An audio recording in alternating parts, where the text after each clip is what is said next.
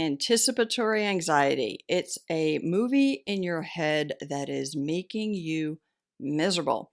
Could be causing all sorts of problems in your life. It blocks joy. Let's talk about this. And I want to give you some things that can help. So, first, a secret: all anxiety is anticipatory. Now, for people who experience somatic anxiety, which means sort of the physical symptoms of it, they'll say, no, that's not true. Mine is somatic, it's in my body. But even when those feelings are in your body, your brain is tying them to something, right? You have a feeling of dread. You're like, okay, I'm not worried about anything, but there must be something I need to worry about in the future. So, that somatic piece, yes, it's happening right now, but the real problem is the anticipation of some type of danger. So, if you're new to my channel, I was a psychotherapist for 20 years before I started this channel. I specialized working with anxiety and trauma, and I started this channel to try to help people around the world feel more joy in their lives. So if you do support what I'm doing here, and you can click that subscribe button, it's a big help. And if you end up liking this video, clicking that like button, that'd be great. Okay, let's get into the topic. My guess is you already know what anticipatory anxiety is, but really it's any kind of anxiety that is tied to a future event. Sometimes these can be major events that you're worried about. Most people have that once in a while in their life. Other times it could be more minor events, or it could be something that's related to a very upsetting or traumatic incident from your past. So that you've learned to be afraid of XYZ type object or event. And the thing with anticipatory anxiety, when it gets out of control, is that you eventually develop fear of fear. You develop an anxiety about, oh no, am I going to get anxious? So, this is super common with many types of anxiety, but let's say social anxiety could be a great example of this, because people will not just know that they are anxious at social events when they're at them. They will project, I am going to be anxious at that event. And then I am going to show signs of my anxiety at that event. And then thinking about that makes me even more anxious now. So I begin to have an anxiety about getting the anxiety, and that's going to lead to avoidance. And next week, a video on avoidance is coming out. So all I really want to say here is that avoidance then becomes reinforcing and increases the anxiety related to other future events. But as I said initially, anticipatory anxiety is really part of almost every single anxiety disorder. Anticipatory anxiety is not a diagnosis in and of itself. It's not one of the things somebody would get diagnosed with. It's more like it is an expression that describes the phenomena of the worrying. So the human brain is an anticipatory machine, right? That is one reason humans have been so successful on this planet. We see a potential problem coming up, we can anticipate it, we can think through steps to get there. All of that is adaptive, healthy, reasonable, right? So in the scientific community, right, we'll talk about fear responses as being functionally adaptive behaviors and perceptual responses, right? Responses to things we perceive. And when these are elicited during danger, when these happen, when something is happening that's dangerous, appropriate defensive responses kick in that help us avoid injury, help us reduce danger. That's your fight, flight, freeze. And then in terms of anticipation of danger, right? A little bit of anxiety can be adaptive.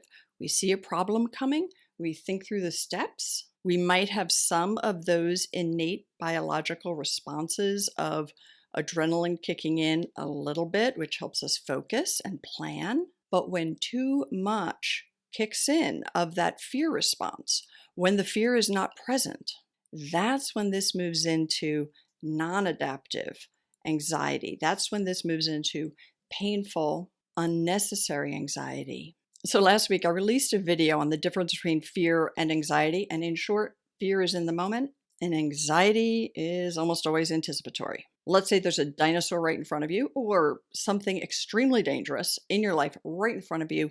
boom, your fight, flight, freeze response kicks in. You run, you flee, you freeze, or you fight. That's appropriate. But when you have the thought of that dinosaur attacking you, or the thought of whatever it is that you're afraid of, it's just the thought. Physically, your body is responding almost as strongly as if it was actually happening, but it's not.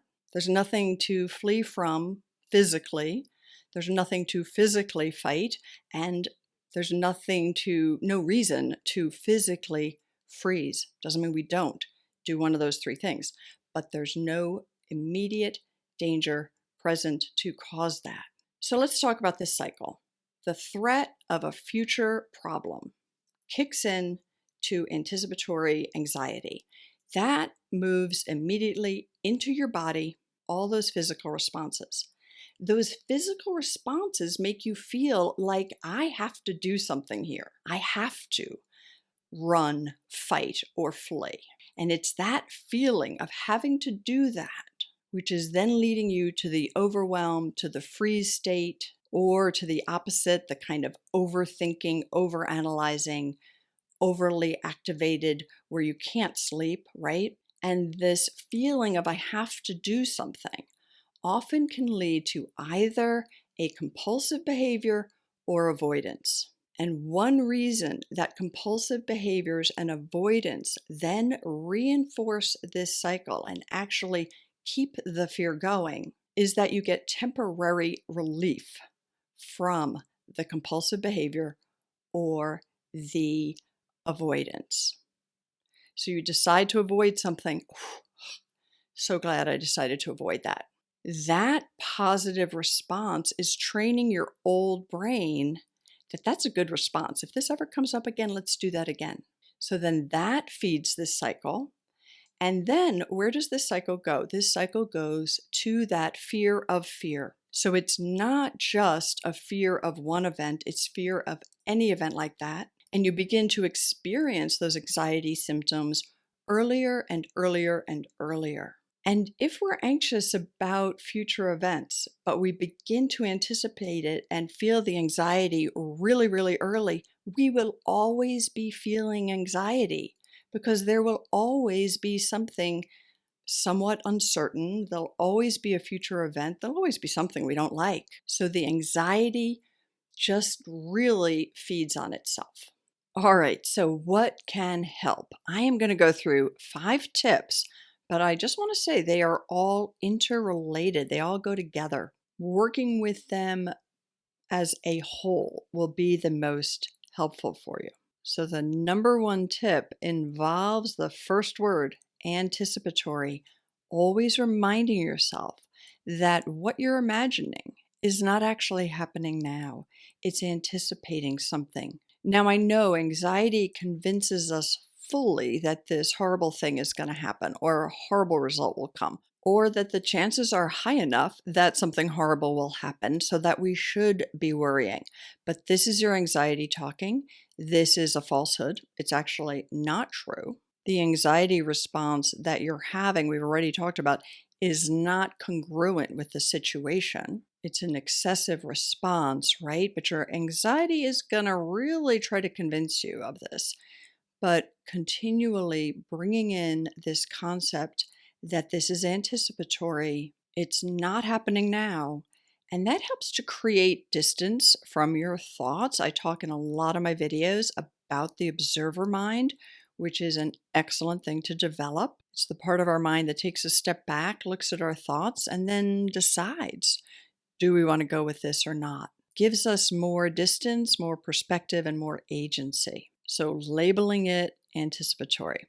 Second tip is mindfulness. Now, this goes with anticipatory because once we recognize this is not happening now, we can bring our attention back to the present moment, whether it's through grounding techniques, and I do have some videos on that, or diaphragmatic breathing, being aware of our feet on the floor, looking around the room for 3 items that are blue, 3 items that are red, 3 items that are yellow. Those kind of exercises really ground us in the present moment because anticipatory anxiety is almost the opposite of not being present. Well, it is the opposite, not the only opposite, but it's the opposite of being mindfully present. If we're mindfully really aware with our senses, then we can't be lost in the anticipatory anxiety. So, weaving mindfulness practices into your day on a regular basis, very, very helpful. And these practices aren't going to boom solve this problem for you really quickly, like it doesn't happen that way. But the gradual process of bringing your mind back to the moment with sensory awareness, right? That's why I mentioned the like look for the three things, right? Or bring your mind to what sounds you hear if you're quiet, what smells are around you.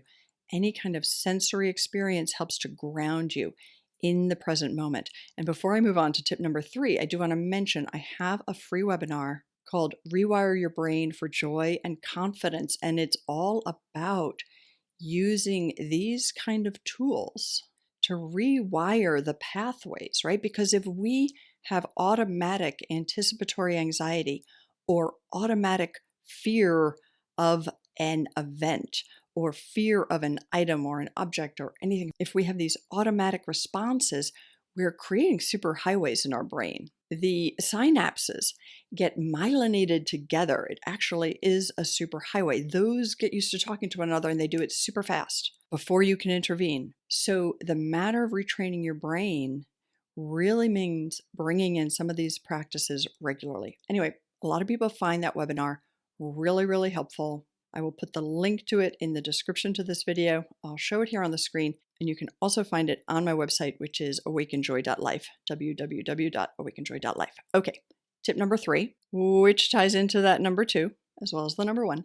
Number 3 are the somatic methods of calming yourself, because if your body is having that physical response to the anxiety, right? We talked about that earlier. Just it kicks in so fast. Using your frontal lobe to say, okay, that is not the appropriate response because this is anticipatory. I'm going to bring my mind back to the moment, and then I'm going to use physically calming techniques, diaphragmatic breathing, petting an animal, walking in nature, listening to the birds, anything that really helps you physiologically lower that blood pressure, lower your pulse rate, relax those muscles, progressive muscle relaxation, excellent technique. All right, tip number 4, the movie technique. So, with the anticipatory anxiety, we talked about how your brain is creating a story, and it is pretty catastrophic, probably, or at least really not good. Let's see if you can come up with a different story. Can you come up with a different ending?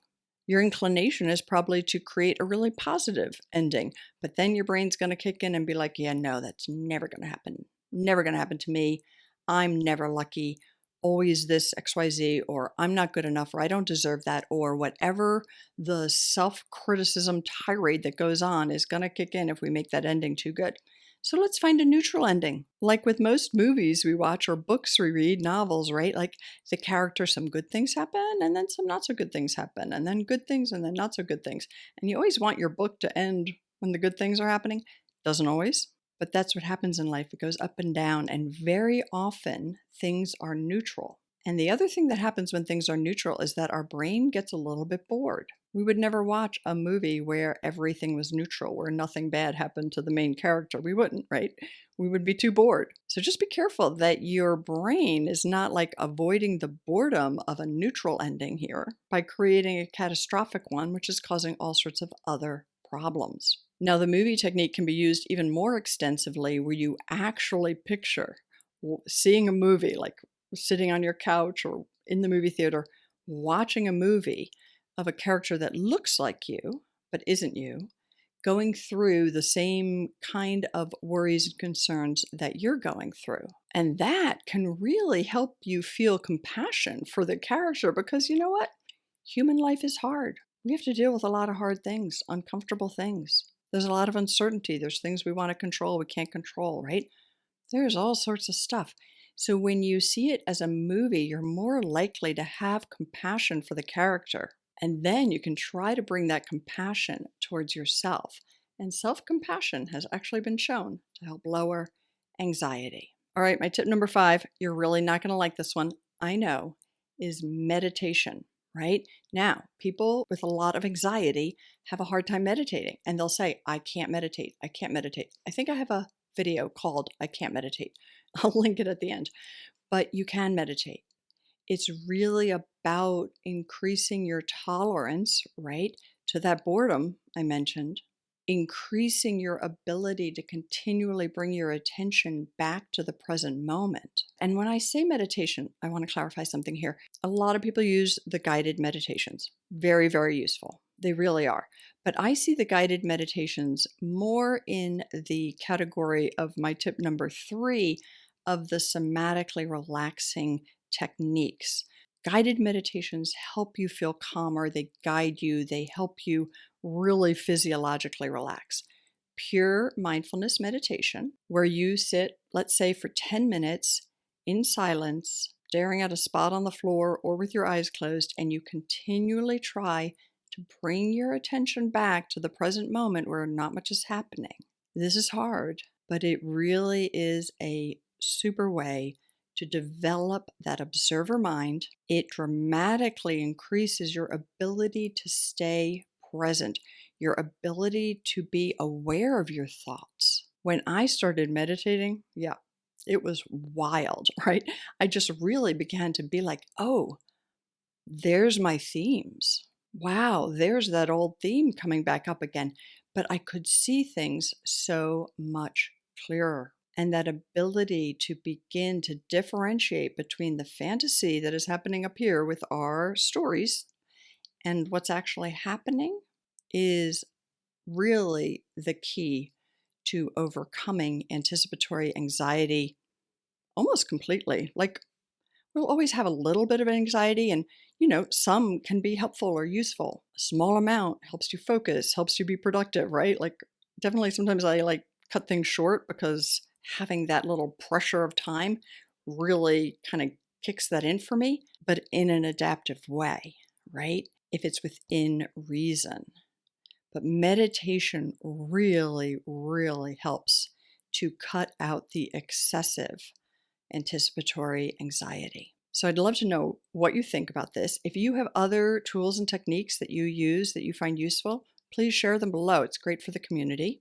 If you have any questions, you want me to elaborate on something, let me know in the comments. Sometimes I do videos because of the comments I get. I'll link some other videos here at the end that I think will be useful for you, and I hope I see you at the webinar.